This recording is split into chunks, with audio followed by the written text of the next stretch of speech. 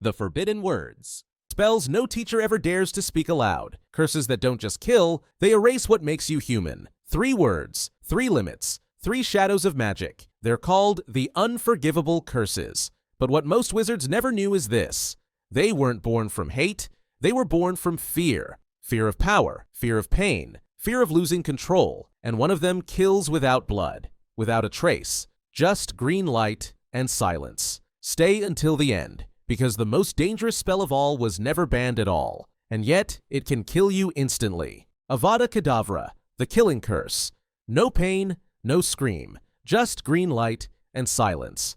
But this spell is older than Voldemort himself. Long before his name was ever whispered, a man named Herpo the Foul spoke it, the first dark wizard and the first to defy death. He's remembered as the creator of the Horcruxes, and Avada Kedavra, it wasn't always a curse. It comes from ancient Aramaic, Avada Kedavra, meaning let the sickness be destroyed. It was once a healing charm, but over centuries its meaning twisted. Healing turned to harm. Life-saving became soul-breaking. When Herpo discovered that death itself was the key to ultimate power, he corrupted the word into a weapon. And from that day on, Avada Kedavra was no longer spoken to save, but to conquer. No shield can block it. No spell can reverse it. Only one thing ever resisted it: love. When Lily Potter stepped between Voldemort and her son, she bound an ancient protection into Harry's blood, and the curse rebounded. Not because it was miscast, but because it struck something stronger than magic itself. Avada Kedavra kills the body, but it fails when the soul refuses to break.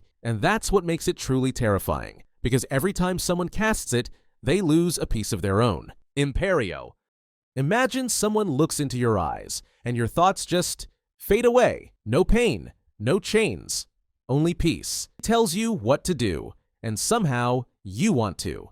Imperio. The curse that doesn't force you, it convinces you. Victims say it feels like floating. You act, you speak, you obey, believing every move was your choice. The earliest records date back to the Dark Ages when wizards began experimenting with mind-binding charms. But one philosopher went further. His name was Aemilius Corvus, and he believed free will was the root of all human misery. His goal was simple: peace through control, and Imperio became his perverse form of salvation. Centuries later, Voldemort revived it for domination, not peace. He didn't need soldiers, he needed puppets. Entire ministry departments worked under his spell. They smiled, they laughed, they obeyed. Even Alastair Moody used Imperio once, forcing students to feel what it was like, to teach them how to resist.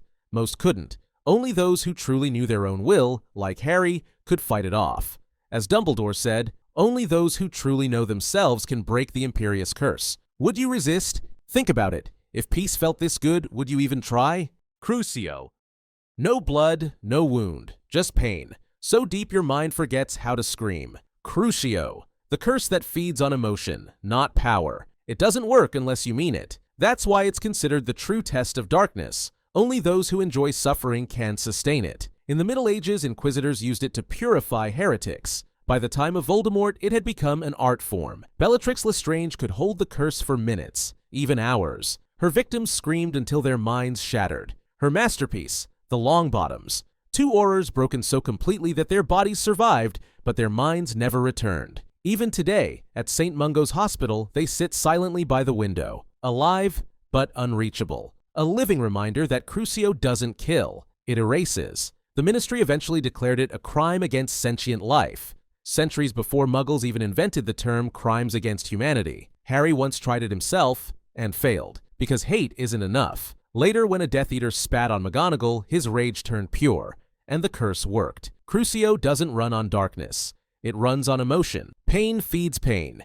And once you've felt that rush, you never forget it. Sectum Sempra. 2 syllables, sharp as a knife. Sectum Sempra. Always cut. It wasn't born in war or ritual. It was created in a school notebook. The author, Severus Snape. Between formulas and potion notes, he scribbled the spell in the margins. Born from anger, loneliness, maybe curiosity. Years later, Harry Potter found that very book, and without knowing its power, he used it. Invisible blades slashed through the air. Draco Malfoy fell, bleeding across the bathroom floor. Snape burst in, stopped the blood, and saw, for the first time, his own creation in action. His spell, his guilt. Sectum Sempra is a mirror. It shows you how quickly power turns to violence and how easy it is to invent your own darkness. Not all forbidden magic is discovered. Some is invented. Fiendfyre.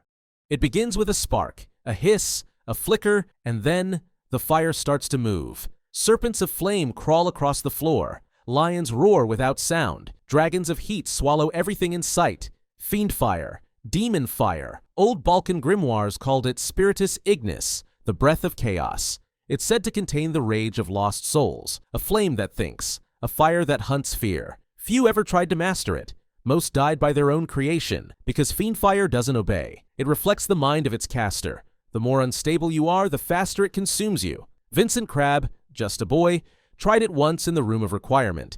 The fire devoured everything: books, gold, Horcruxes, and Crabbe himself. And yet, in dying, he destroyed what no auror ever could: Ravenclaw's diadem. The cursed fire burned a cursed soul. Fiendfyre can purify, but only by annihilation. It saves by destroying. A paradox written in flame. In the Ministry archives, beside its entry, one note remains: do not attempt control. Pray for containment.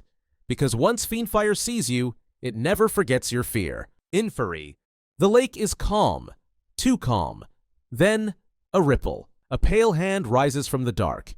Inferi. Corpses that walk. But they don't live.